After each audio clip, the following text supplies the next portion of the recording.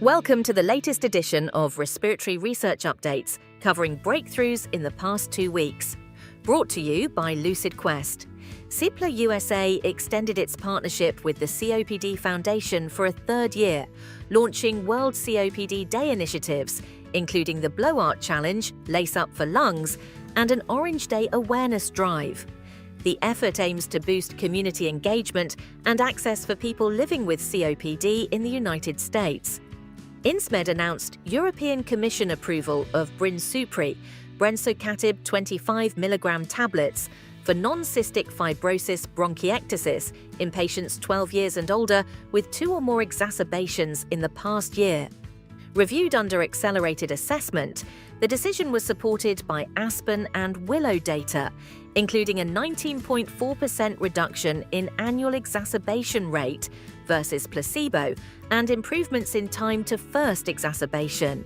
New interim data from IMPAACT 2034 showed that a single dose of pretomanid in female children with rifampicin-resistant TB achieved adult comparable pharmacokinetics and was well tolerated. The Phase 1 study enrolled 28 participants in South Africa and Thailand, using weight-based cohorts and both adult and pediatric dispersible tablets, with plans to include male children in later multi-dose work.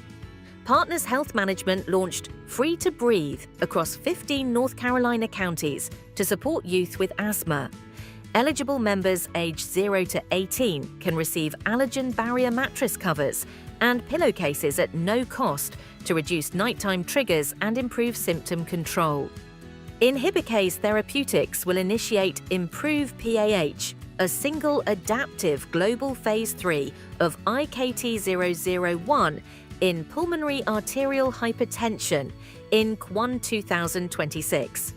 Part A will assess pulmonary vascular resistance at week 24 in approximately 140 patients, and Part B will assess 6-minute walk distance at week 24 in approximately 346 patients, with a 12-week dose titration phase, uninterrupted enrollment, and up to about 180 global sites.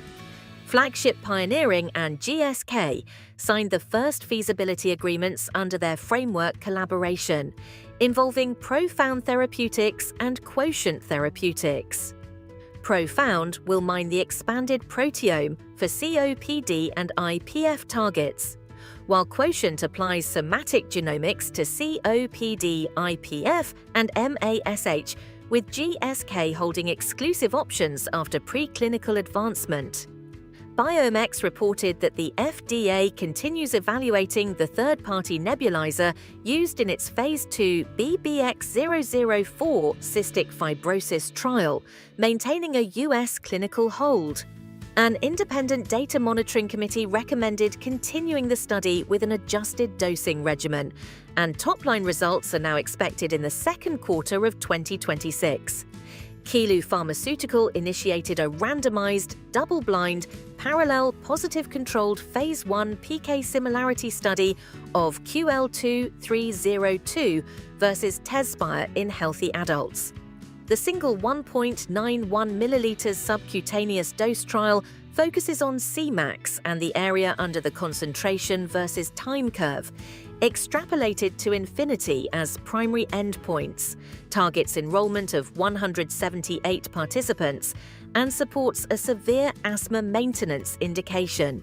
Stay ahead in respiratory research. Like, share, and subscribe for our updates.